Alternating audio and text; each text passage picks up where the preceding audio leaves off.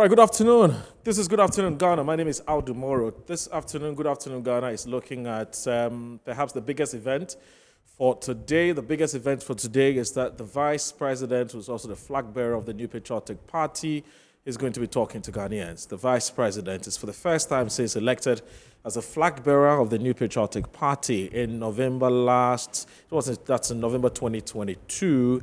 November last year. We'll be speaking to Ghanaians, and he will be outlining his broad vision for the people of Ghana and possibly actually launch his manifesto. But ahead of this, there's been all kinds of conversations about what the vice president should be telling Ghanaians. In fact, what the posture of the vice president should be, whether he should be decoupling or extricating or absolving himself from the economic performance of this government, or he must take both the assets and liabilities of this government, which really is smart. Does the vice president say, well, I wasn't given the opportunity to do A, B, C, D, or he should just as well just say, well, I'm part of it, whether it's good or bad. So that conversation has been happening. In fact, there's been a big debate and a big controversy on social media, between or amongst Mr. Kofi Bentil of Imani Africa and Professor Kobi Mensah and a couple of others who have been battling this issue out as to whether Dr. Mahmoud Bawumia should be given an opportunity to be heard by Ghanaians or not. So all of this coming up shortly. My name is Aldo Moro. Stay tuned in. Very interesting conversation coming up.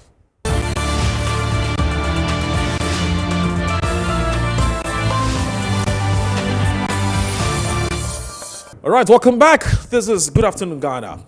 And Good Afternoon Ghana this afternoon is looking at or is gauging the expectations of highly opinionated persons and, consultants and experts in the field of politics and communications on what to look out for as the Vice President engages Ghanaians. I'm talking about the Vice President and the flag bearer of the New Patriotic Party, Dr. Alhaji Mahmoud Bawumia. He was crowned the standard bearer of the New Patriotic Party in November last year, but he hasn't engaged Ghanaians yet. He hasn't told her what his broad vision is, etc., etc.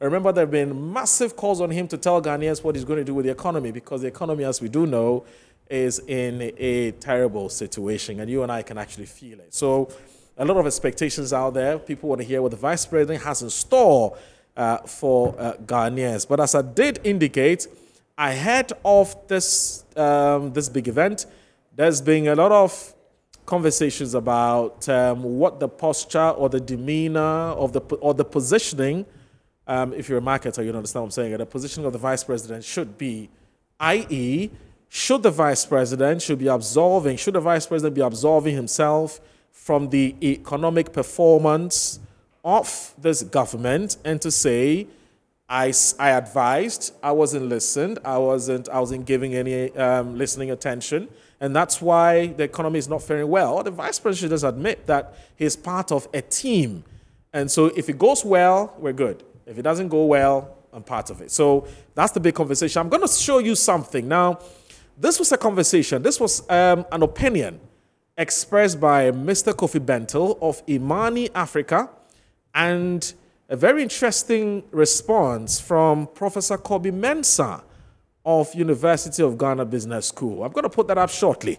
But whilst I tape, even before, Josiah, before you do that, let me just say that the WhatsApp line, in case you want to express your thoughts on this afternoon's program, it's 0244 262 314. 0244-262-314. We will display it on the screen shortly so that you can express your views and your thoughts about today's big event. So it's 4 o'clock. It's happening at the UPSA Auditorium, where the Vice President, His Excellency, Dr. Alhaji Mahmoud Bawumia, will be talking to Ghanaians. It's called Bawumia Speaks to Ghana. So, Josiah, I guess we're ready now. Let's show Ghanaians what Mr. Kofi Bentil thinks, or what Kofi Bentil expects Ghanaians to do with the Vice President, whether to give him a chance or not. I'm going to read to you what Mr. Kofi Bentil said, and I'll get your response. So this is what Mr. Kofi Bentil of Imani Africa, this is what he's written. He says, every man deserves a fair hearing. We gave President Mahama a chance to be president. The least we can do is give Dr. Mahmoud Bawumia a fair and objective hearing. He is not president and has never been president. I have no doubt he will be better. The VIP position in Ghana, apart from standing in when the president is away, and then he puts that in bracket, it says, and he can't make any serious decisions. It is totally powerless. He is like an advisor. There is a good reason why Kwame Nkrumah refused to have a vice president. Indeed, the Minister of Finance has more constitutional power than the VIP in managing our finances, and the EMT has zero power to effect his decisions. They advise the president, who acts through his ministers. It says every man deserves a fair hearing. So that's the title, right? So, Josiah, let's go. Okay, I want to get a continuation of this write-up. Yeah, Josiah, let's move to the next page. Okay, so that's okay. So I get it. So that's what Mr. Kofi Bento wrote, and he did that on Wednesday. So it must have been on Monday, isn't it? Yeah, I think he wrote that on Monday. So let's also read to you, or let's bring to you the reaction by Professor Kobe Mensah, who is a political marketing consultant, also a lecturer at University of Ghana Business School. Let's read what he also has to say. Now, Professor Kobe Mensah of University of Ghana Business School writes, he says, on the case of Bawumia needing fair hearing, let's assess Kofi Bento's position. According to some of the key leaders in the NPP, Bawumia must be thankful to the party for coming to the helm of the party's leadership, and consequently Ghana's foremost leadership with almost no sweat. Now, on the part of Ghanaians, we gave Mahmoud Bawumia ample fair hearing in 2012 and 2016 as he championed his infamous theories, including the FTTP, from taxation to production. How did that fare? All of us can attest to his utmost failure, leading to the what is it, Ingwisia tax? Okay, I think it's Ingwisia tax today. Well, I guess that's what it says. What Ghanaians need now is action, not same old sound bites. The talk of bold solutions for the future. What about now? What about bold solutions for the economy he has destroyed? So that's from Kobe Mensah. It says Bawumia endorses. Okay, so Bawumia's endorsers tend to give him credit for Agenda 111, drone delivery system, Ghana card, digitalization, among others. In 2018, Nanado gave Bawumia credits for what he described as improvement in the economy. Yet when Ghanaians talk about the economy being in tatters, his endorsers say Bawumia is not to blame. Wow, how does that sound? Well, so my guests this afternoon, I've got three persons who will be helping me to analyze this matter. Now, first of all, let me say that I have Dr. Kwame Asante, who's a lecturer, political science department, University of Ghana. He's joined us via Zoom. Good afternoon, sir. Thanks for joining us on Good Afternoon, Ghana. Hello, Dr. Asante. Good afternoon. Oh, sorry about that. That's Dr. Jonathan Autry. I'm so sorry about that, Dr. Jonathan Autry. Good afternoon. Thanks for joining us on Good Afternoon, Ghana. Good afternoon, Moro. Thank you. And then you have Dr. Abudu Abdul Ganiyu. He's a lecturer, Tamale Technical University, NPP's communications team member. He works closely with Vice President. He will also be joining us via Zoom. Doc, are you on? Not yet. Okay. We'll get Doc shortly to join us via Zoom, but Dr. H.S. Kanku will be joining us in the studio. Now, Dr. H.S. Kanku is the author of Dr. Bawumia and the Modern Vice Presidency. Dr. Mahmoud Bawumia and the Modern Vice Presidency. He'll be joining us in the studio shortly to have a conversation about this. So I'll start with Dr. Jonathan Asari. Good again. Good to have you on the show. Now, first of all, what are your initial thoughts? I mean, let's look at the timing. I mean, there are some who feel that perhaps the vice president should have waited a bit. The economy is still, well, we all know what the economy is. The economy is challenged or is troubled. Ghanaians want to hear what the government has to say about the state of the economy. And so the vice president should have at least waited for the economy to improve before he comes out to engage Ghanaians. But there are also some who feel this is the time. I don't know where you stand on this. Well, good afternoon, Moro, and good afternoon to your viewers. In terms of timing, politics timing is quite crucial. You need to get your timing right. I remember that Dr. Bawumia went to a Bochoto festival and he had to go and comment on something political. The timing was wrong. He got a rebuff of that, and I think that he's learned some lessons out of that. As it stands now, if you ask me, many Ghanaians are of the view that they want to see the economy improve. If for nothing at all, where you took it from, you cannot make it worse. And having made it worse, you are now going to go and conduct a lecture. What do you expect Ghanaians to listen to, and what do you intend them to do with that particular lecture? Of course, there is the need for him to communicate. And to communicate, he must communicate convincingly, as it were, his mission, his vision, the challenges that, he will have to grapple with or he's been grappling with. But not to go on the tangent that many, have tried to do, or some, politics of Dr. Bawumia have tried to do, by making some people think that, well, he is the vice president, is not in charge. It is solely the president who is the president, and that he is just in ordinary sense the vice president, and he does not take any decision. And I think that I have seen some kinds of comment to that effect. I think that particular comment, has not in any way been taken lightly by the youth of today, and has received, a kind of bashing that is quite unprecedented in terms of political discourses. And so they may have to have a rethink and a new strategy altogether. You either taste not or drink deep. Trying to approbate and reprobate will not in any way augur well for him. Before we get there, sorry, Doc. A mark of, Hello, Doc. Before we get to the merits or the big debate about whether Dr. Mahmoud Bawumia can absorb himself or not, that's the second leg of the discussion. But for now, I would want you to tell me in specific terms what you expect to hear from the vice president. Do you expect him? I mean, for instance, he's told us that he wants to espouse and outline his own vision. Okay, what kind of vision are you expecting to hear from the vice president? What kinds of specific, plans and actions do you want to hear the vice president tell us to take us out of where we are? How different do you want him to sound if indeed you are to take him very, very seriously about his quest to become the next president of this country? Before we get to the issue about the performance of this government and the role he needs to take, whether small or big, we'll get there. Yeah, I'll get tomorrow. The point is that Dr. Bawumia, as we know, and his style, I don't see him accepting any kind of blame. And the usual narrative will still be sung out there. The COVID thing, the Russian invasion of, Ukraine, and all the other, factors that have virtually affected the growth of the economy in a negative way. But to accept responsibility, his style has not been to accept responsibility.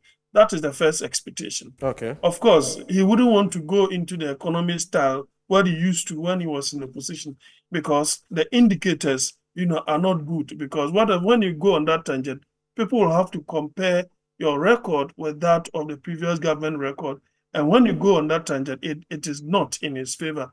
So I'm very sure that he may want to go on this digitalization agenda. And as to how that, will affect the economy, as to how you will use that to solve the problem of inflation, as to how you will want to use that to reduce the debt to GDP ratio. I get it, but Doc, how you will want to use that to ensure hello, Doc. that the currency, appreciates against the dollar. Yeah. Hello, Doc. Can you hear me? I'm saying that. Yes, what do you, as a Ghanaian and as an academic, what do you want to hear from the vice president?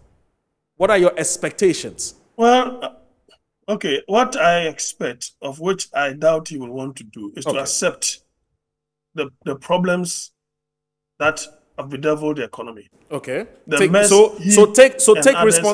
responsibility. He should. Okay. I expect him to take responsibility. Right. Not the wishy-washy way of always making others feel that other factors, have contributed to our downfall, but not any of the agent of government. That for me is not good leadership. Okay. Then obviously he will want to show us the way, he will have to show us the way he will want to take us out of that. Okay. Every now and then we have heard of agent of government, including the finance minister, telling us that they have turned the corner. IMF says that we are not anywhere close to debt sustainability. So we need to see how he intends to take us out of the quagmire that we find ourselves. And in terms of realistic achievement of these propositions that he may make. Okay.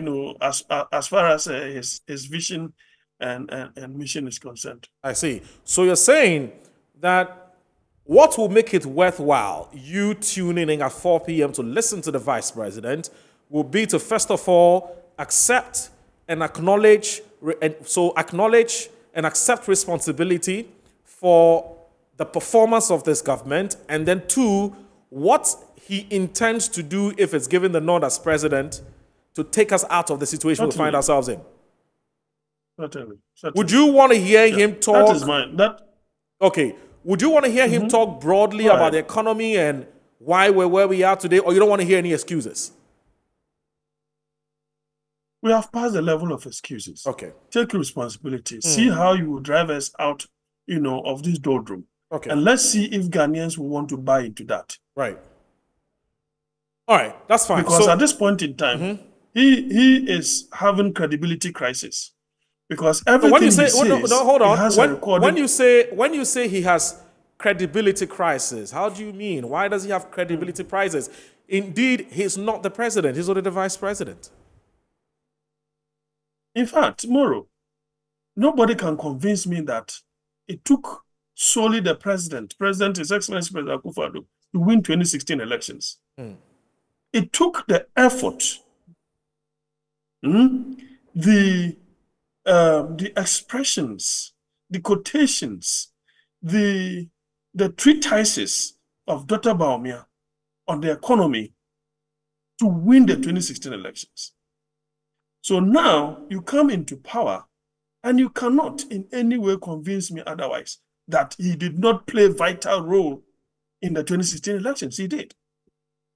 If I'm not even being extreme, I think that left to Mr. Akufo-Addo alone, he wouldn't have won the 2016 elections. Okay. Because there were too many negative, reportage about the president.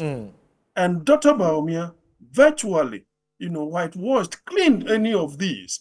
And people felt that, well, if you have such a caliber of person supporting the president, then where we find ourselves, the crisis that we find ourselves then, they believe that they will navigate us out of this. Okay. And that is the more reason why he got a nod.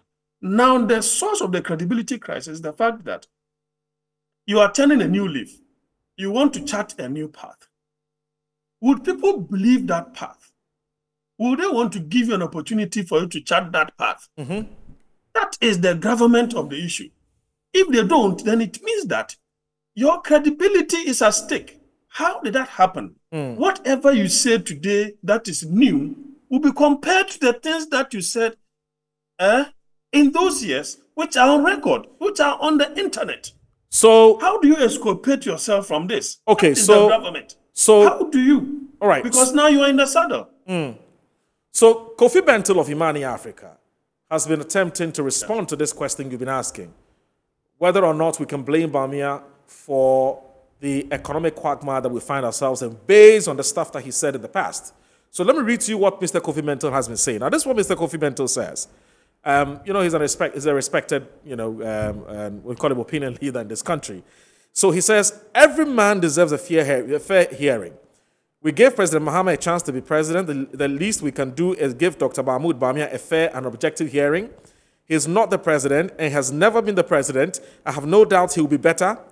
The V position in Ghana, apart from standing in when the president is away and he can't make any serious decision, it is totally powerless. He's like an advisor. There's a good reason why Kwame Nkrumah refused to have a vice president. Indeed, the Minister of Finance has more constitutional power than the vice president in managing our finances, and the EMT has zero power to effect its decisions. They advise the president, who acts through his ministers. I trust V. Bawumia because he has been the vice president. He, even under trying circumstances, he has shown himself not to be corrupt and indeed has been effective in delivering some crucial transformations. I am entitled, like everyone else, to believe in my choice, and I believe he's the better he's the better choice. All the rest of us need to do is give the man a fair hearing. Of course, you're entitled to your choice. Why do I keep saying chance?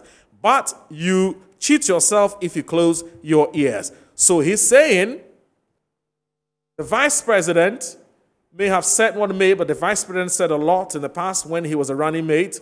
But he comes to power, the party comes to power, the party comes to government, and he is limited by virtue of his role as guaranteed by the Constitution and also by the very operational workings of the presidency. So there's only so much he can do. Why do you want to nail an innocent man for sins that he has not committed? How do you respond to that? It's interesting. These are apologetics of Dr. Bawumia. It's quite unfortunate that if you are not careful and you place your friendship with the vice president to the gallery, I think that you have egg splashed on your face. And Kofi Bentel is someone I highly respect. But I think that there is so much illogicality in the logic that he's putting out there. Now, if he's the vice president, on what basis does he claim credit to Agenda 111, Ghana Card, right, and so many other important interventions of government? On what basis? You cannot approbate and reprobate. Right. And you see, I don't think what Mr. Bentel is putting out there is a reality. It cannot be that the finance minister constitutionally is more powerful than the vice president. So it is only when the president is not available that the vice president functions. The president has had cause to ask the vice president to take up certain important functions, attend certain important functions on his behalf, whose persona is out there. It is the vice president. I tell you what, the plan to make the vice president the leader of the party to contest the 2024 election did not start now. Ask Mr. Bentel, who read the manifesto of the MPP in 2020? The 2020 elections, who read the manifesto? It was Dr. Bawumia. And Moro, ask yourself, how does it happen that Dr. Bawumia says in that particular manifesto that the MPP government was going to build an airport at Cape Coast? The president, when interviewed, was not even aware of that. So who wrote the manifesto? Was the vice president going to be the president? He was not the president.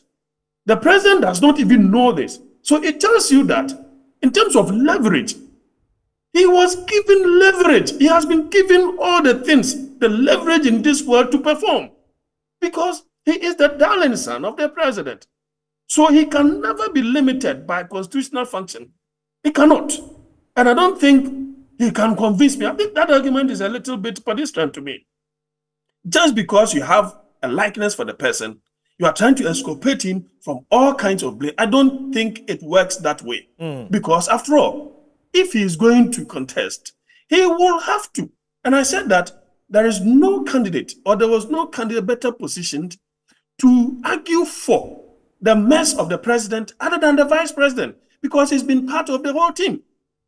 And you see, Vice President Dr. Bawumia has not even demonstrated any kind of leadership, for some of us. What has been his position on e-levy? Prior to the implementation of e-levy, you passed the comment. Now it has come. What has been your position? What is it that you have demonstrated to us that there are certain policies that government has put out there that you disagree? But of course, that is where Mr. Bentel comes in. He has been a good vice president. He has not been in a position to rock the boat. Now he finds himself in the saddle. So you cannot appropriate and reprobate. You cannot take credit for Agenda 111. On what basis should we believe that Agenda 111 is your idea? On what basis should we believe that Ghana Card, I mean, how can Ghana Card be your destiny? Because when he was contesting Mr. Kennedy Japan, some of us said that Dr. Bawumia out there has not been giving any kind of message. Why? Because the promises that he made in the past are haunting him, and he cannot add more. He cannot add more. That's the more reason why we found it difficult giving a message to the delegate. Then that was when probably you might have heard that then he brought these 4 items that, well, Ghana Card, digitalization, this, agenda, so and so. And then I'm even thinking that he took credit for, what is it called, one district, one factory, or something of that sort. So then what is the legacy of the president? What then is the legacy of the president? I think that whoever advised Mr. Bentel or the vice president to go on that tangent is quite wrong. They will have to sit up and work a different strategy. That, for me, would be the best way to go. Accept this narrative that the vice president was not allowed to work or to function optimally the way he expected. You don't want to buy the narrative. You think that it is just some kind of an excuse to absolve the vice president from his inability to deliver. Yeah. That's the point you're making. If it had been, if it had been the case that, like what happened between President Rawlings and Kor Inkensen Aka, yes, that would have been a believable narrative. You understand? Right. We are talking about someone who is the darling son of the president. Yeah, but how do you know he's a darling son of the president? I'm coming. Yeah, Moro, wait a minute. Yes. The president has demonstrated time without number of his support for Dr. Bawumia. Okay. He has demonstrated to us that he will want to hand over power to an MPP government. He was going to do everything to ensure that Dr. Bawumia wins the 2024 elections. What that tells me is that these two have had a good rapport with respect to the handling of governance, with respect to the economy. Besides, if you ask me, what does the president know about the economy? He's quite deficient.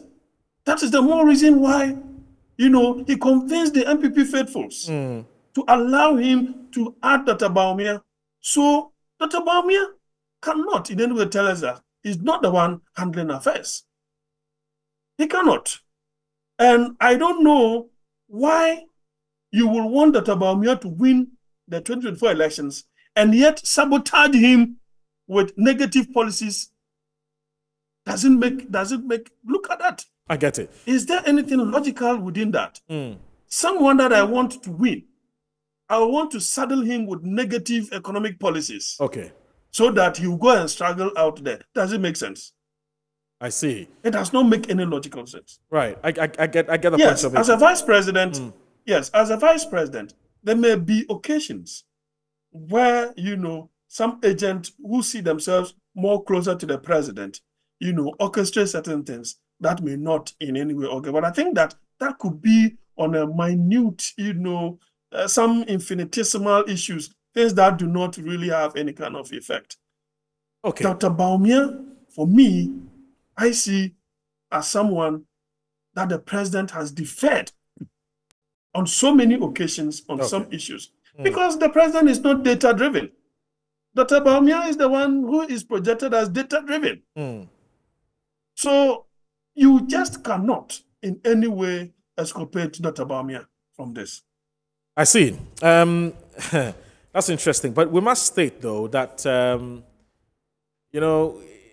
this whole talk about the vice president not being allowed to do his job and so on, we've not heard anybody really closely associated with him saying that. It's just, it's just talk out there. And the vice president himself has not said any such thing. And would you be surprised if this afternoon at 4 o'clock, when he engages Ghanaians, he tells Ghanaians, I know you had expectations of me. because of stuff that I said in the past, but, unfortunately, I didn't get the chance to do what I wanted to do, and perhaps cite an example such as the e-levy, where we had him on Peace FM stating a different position on e-levy, where he thinks that, implementing e-levy will be inconsistent with his drive to digitalize this country. It will be counterproductive and so on. Would you be surprised if the vice president said that, or you don't expect him to throw his boss, so to speak, under the bus and just accept full responsibility? You have a campaign to prosecute, and to throw your boss under the bus is equally dangerous. Right. The point is that you take the good side and the bad side. Okay. And see if Ghanaians will buy into that in totality. Okay. But to dodge us, to swerve us in just local parlance, I think that will not work. For me, it will amount to lack of leadership. Okay. On his part. All right. Doc, I'll come back to you. And it will also amount to cowardice. All right. Doc, I'll come back to you shortly. Let me do this. I've also been joined on the line by Dr. In fact, I'm joined on the phone by Dr. Abdul Ganiyu. Dr. Abdul Ganiyu. He is a lecturer at Tamale Technical University. He's a member of the New Patriotic Party. He works closely with the Vice President. He's joined us fast phone to respond to some of the submissions or some of the thoughts that you've expressed. Doc, good afternoon. Thanks for joining us on Good Afternoon, Ghana. Good afternoon, Moro, and good afternoon to all your listeners and all the other colleagues you have spoken to so far. Right. Are you at UPSC already, or you're on your way? On my way. On my way. You're on your way. Okay, because I was going to ask you about the ambience and how things are shaping up. Whether we're ready for 4 p.m. and so on and so forth. But generally speaking, what should Ghanaians be expecting to hear from the Vice President? Or he's told us that he intends to outline and, unleash his vision to the people of this country and possibly launch his manifesto. So what should we be expecting this afternoon? Well, I'll certainly not take the wind out of the sail of the Vice President. Okay. But what I can say is that what the Vice President will be presenting will certainly reflect the concerns, the aspirations, and the wishes of the Ghanaian people. That is all what it is. Okay. He's been Vice President over the last 8 years, and everything that he has done in terms of policy has been towards affecting the lives of the people positively. But the Vice President also recognizes that if you look at our current situation, obviously the economy, it's suffering in a way. So people have had to go through some challenges in terms of coming by their daily needs. People have various challenges across the country in terms of prices of goods and services that may have gone up, especially last year when inflation was somewhere around 53%. We are all aware of the IMF program and some of the conditionalities that it has brought. So at no point has anyone denied the fact that the current times we find ourselves are indeed tough. And the Vice President certainly will be presenting a blueprint before the Ghanaian people, giving the assurance that with him as the President of Ghana come 2025, obviously we should expect a major turnaround so as far as the economic fortunes of the good people of this country is concerned.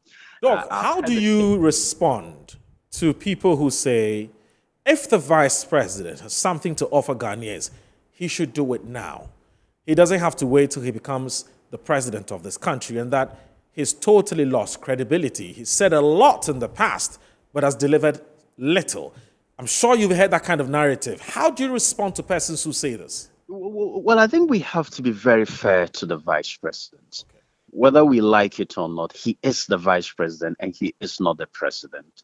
Our Constitution provides for an executive presidency. So at the very best, you would expect a Vice President to provide the kind of support that anybody will need from somebody who is assisting him. And that is what the vice president has been doing in these last 8 years. And that is why he has continuously articulated the fact that he has his own vision.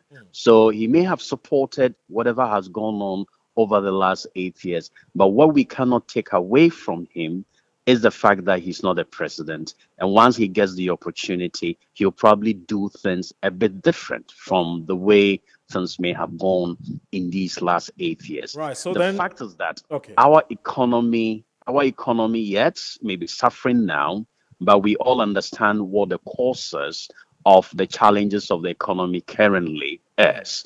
The COVID situation, we've continuously talked about it. The Russian-Ukrainian war, we've continuously talked about it.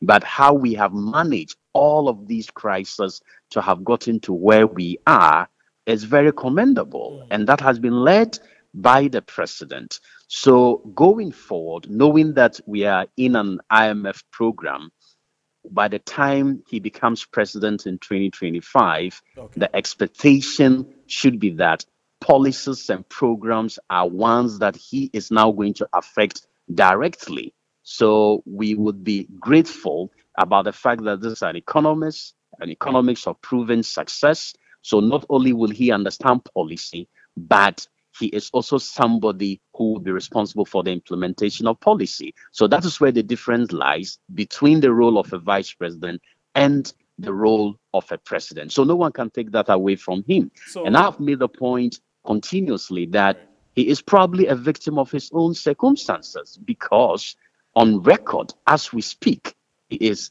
arguably the most performing, the most impactful vice president that this country has ever had. So sometimes people forget that Dr. Bawumia is only a vice president and not a president. So we should then expect what will be in store if that gentleman becomes the president from January 2025. But I think that is the key thing. So people have to listen to the address. It's going to be very innovative in terms of finding solutions to our problems. And when the address is over, Moro will come back to discuss it. Well, just briefly, each time this issue about the vice president or the vice president, he has his own constitutional limitations, etc. There's always one question that comes up. And that question that comes up is that if indeed he has limitations, on what basis is he saying that he is performing, or he's been the best performing vice president we've had in this country? And then secondly, why is he taking credit for a number of things? He says he's not been allowed to work, and yet he's taking credit for this, he's taking credit for that. So is that somebody who's not been allowed to work? Well, I don't think the vice president has taken personal credit for anything. What I would rather recall, it's opportunities that the president has had on a number of occasions, and talking about his vice president, for example, being so good, being so helpful, and being so impactful. Perhaps people can take it from there. But the vice president on his own has not sat anywhere and said he takes personal credit for this and for that. But we all know that there have been some specific projects, some specific programs that the president has assigned to the vice president. So we can talk about those projects. Talk about the Ghana card, for example. Hold on. Doc, sorry. We'll get into all of that. We'll wait for the vice president to finish the speech, and then we can get into specifics in terms of what the vice president has done. So we'll leave it here, Doc. I want to thank you so very much for your time. It's been wonderful talking to you, sir. For having me. All right, Doc. Dr. Abdul Ganiyu is a member of the New Patriotic Party. He's also a lecturer, Tamale Technical University. When I come back, there's a man who's actually authored a book. Yeah, he's authored a book. And the book is entitled Dr. Mahmoud Bawumia and the Modern Vice President. He's here with me. I'll take a short break. I'll be right back.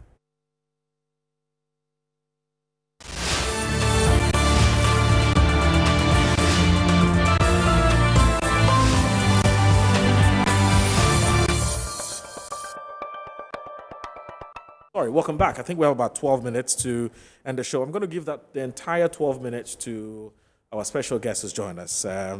very busy man, but he's taking time off his busy schedule to join us this afternoon. Dr. H.S. Sikanku is the author of Dr.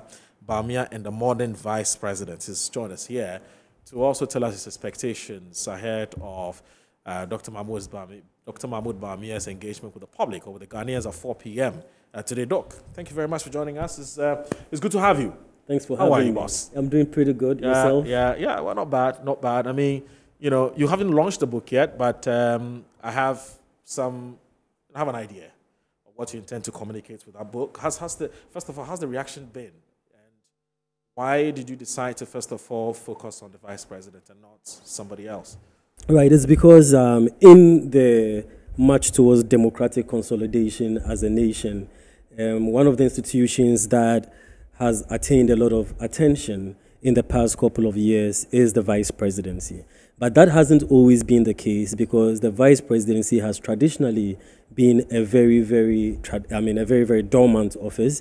And if you go into the literature, what they will tell you is that the vice presidency is what you make of it when you become the vice president.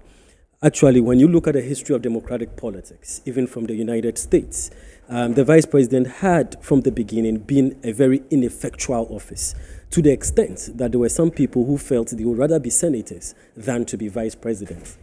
There was one historian who actually quoted a politician who said the vice presidency sometimes become a bit comatose and a bit dormant.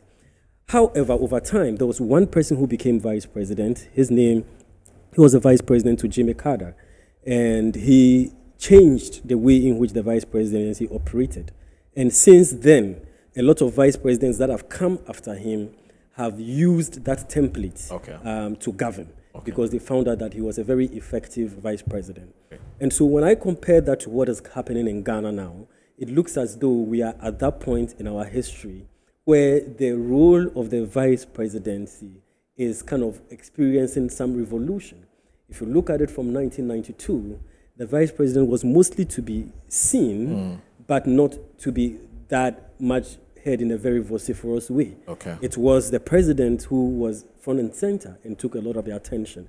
But over time, we found out that it has actually evolved over time to the extent that we do have a vice president now who has been front and center of the administration of this nation, who has been very energetic, who has been very vociferous, and who has played an active role in the public policy formulation and implementation of this country in a way that we have never seen before. And so I said, well, it then gives us the data or gives the inspiration to get into examining that vice presidency or just documenting it for the sake of our historical development. I see. Based on that, how did you respond to those who say that, if he's been that active, he's been that visible, some say he's been outstanding and so on what basis would people then say that a vice president has not been allowed to perform to the best of his ability and so perhaps deserve a fair hearing? But before you even respond to that, so you're not in essence saying that you are sort of lobbying or campaigning for the vice president, are you? You're just saying that you've taken him as a personal project. You have observed him, you've monitored him, and you've decided to write up about him. It's not that you're not necessarily campaigning for him, or you're campaigning for the vice president. Which is which? Are you campaigning for the vice president, or you've just taken a particular interest in what he does, and you've decided to write a book about him? Well, so I wrote a book titled The Afrocentric Obama and Lessons on Political Campaigning. Okay. That came off of my dissertation, actually examining Barack Obama and his political communication. And so there is a tradition in which some political authors or some political researchers take a subject of history or a subject of current affairs and decide to go into it. So, I mean, this really is not even about a campaign or anything, you know. So how did you respond to those? And that's just purely your opinion. How do you respond to those who say that the vice president has not been given enough room to operate, and this is the time for him to be given that room to operate? Do you think that those who make that kind of argument have a valid point? And those who also say that if the vice president has anything to offer, he can offer it even as the vice president, because he's been very energetic, he's been very, he's been very visible, he's been very very lively, and so on and so forth, all the words that you use. So if you have something to do, you should do it now. Don't wait till you're made vice president. Don't wait till you're made president. Is there any validity in that kind of argument? Well, I mean, the thing about governance is that we need to look at it in a very total perspective, in a very comprehensive perspective. And yes, he has been a very integral part of this administration. At the same time, we do not disagree that we're going through a lot of challenges, and that this country, there's still more room for improvement as to where we should be. So if you look at it in totality, he has played his role as a vice president. He's not the only person in the administration. We have a president who is, at the end of the day, the buck stops with the president. Right. He is the chief executive. We have a very presidential leading system where a lot of the authority is vested in the president. And the vice president, of course, works at the behest of the president. Right. But then at the same time, we also do have, the business of governance is not just not rest with us, the vice president. We have ministers of state. We have government agencies and departments. We have ministers who come in with their own vision and are expected to be at the helm of the day-to-day implementation of affairs. So it is an administration, right, and we have different people playing different roles in that administration. He's definitely a part of it, okay, and he definitely has had his role to play. Right. And so, and I don't think if you were a strategist, would you allow him to take full responsibility? And so, I don't think he has run away from this administration. Right. I think he has been very, very open about being proud of what the administration has done and being part of it. Okay. So I don't think he's run away from that. But at the same time, he's now the leader of the party. Right. And he's now putting himself up to be elected as president. If you were his strategist, a way that he no longer works at the behest of the president himself. So that then allows him to also prefer his own vision, okay, and to sell it to the people of Ghana. So I think it should be taken into account. You know how typically when somebody is succeeding within the same party, somebody is succeeding the sitting vice president, they like to talk about the foundation which has been built by the previous person, and then he's building on that foundation. Question is, what kind of person are you expecting to see? Is it a Dr. Mahmoud Bawumia who is not the leader of the party, the standard bearer of the party, or the vice president, or how does he combine the two? I mean, what should be his posturing? You know, because you talk about communication not just being what you say, but should the posturing be, look, I'm done with these guys. I'm charting my own path. I have my own vision. Forget about all the things that have happened with these guys. Yes, I've been part of it, but I can tell you that I have something different for you. Or this man is my boss. I'm not going to depart entirely from him. I'm going to continue from where we left off. Never mind what the liabilities and assets. I don't know what should be his posturing. You know, what are your expectations? What do you want to hear Bawumia say? Just in 3 minutes before we end the show. Well, that's a short time, but I do think it's a conundrum that sitting vice presidents have to face anywhere in the world, because at the end of the day, you are part of an incumbent administration which has run for 80 years. And at the end of the 80 years, the research, the theory, we've come up with what we call the incumbency fatigue. There is a certain natural fatigue that people associate with an administration.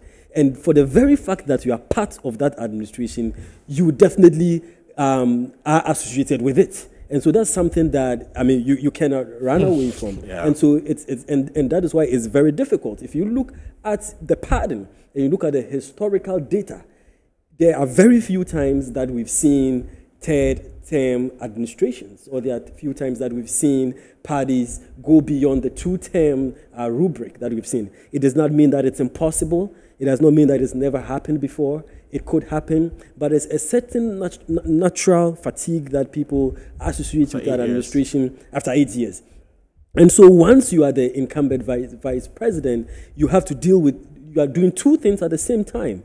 Running an administration and also running for president. So it's just a natural conundrum that you have to deal with. And so it depends on how he carries himself about moving forward. But he's a candidate now, and he's the leader of the party. Yeah. And so I think that he has to be a bit more assertive in putting or stamping his leadership. Should he be disagreeing with the president? Should he disagree? On certain policy positions publicly? If he genuinely... Or that would be political suicide? No, if he genuinely... But that's throwing your boss under the bus, isn't it? No, it's not necessarily. I mean, you see, Moro, we are about a serious business of running the nation. Right. And politics, you see, my perspective about politics is that it is about the lives and the future, yes, and the destiny of the people at the end of the day. So if there are certain ideas, there are certain policies, and democracy thrives on debate. I agree. In fact, disagreement is not a negative concept. When the full soldiers come after him, he's betrayed the cause. Should he take pot shots at the former president? Incompetent Mahama, and so on and so forth. Then I'm not going to be honeymooning, all these things I like to say. Yeah. Would you want to hear that? Just briefly. Yeah. So the last sentence I was going to say was that disagreement or debate is actually one of the important aspects of democracy, because it leads to great ideas that move this country forward. Agree. If we're talking about... Should he take on former President Mahama? Should he take him on, former President Mahama, or should he just concentrate on the bread and butter issues? Not for the sake of it. Okay. There are a lot of democracies where there are very, very rigorous and constructive debates and exchange of ideas. Okay. And if he has to do that, why not? Thank you very much. Dr. Sikanku is the author of the... I want to be sure that I get it right. Just give me just 30 seconds. Let me just get this right before we go. So Dr. Sikanku is the author of Dr. Mahmoud Bawumia, the modern Vice President. My name is Aldumo. Thanks for watching another edition of Good Afternoon Ghana. Thanks to the entire production team. Thanks for watching. Have a good day. Bye-bye.